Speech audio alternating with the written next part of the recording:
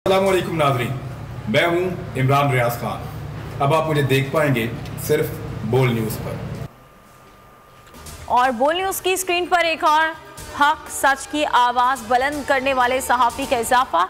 इमरान रियाज खान ने बोल न्यूज़ को बतौर सीनियर एंकर पर्सन ज्वाइन कर लिया।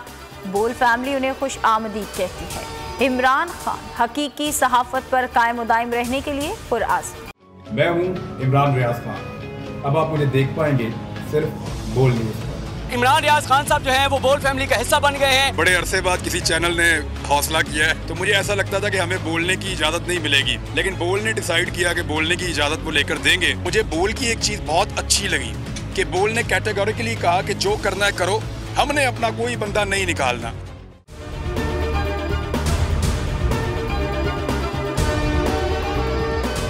सबसे ज्यादा व्यूज, सबसे ज्यादा रील्स और सबसे ज्यादा रेटिंग के साथ बोल अब भी नंबर 1 पोजीशन पर बरकरार।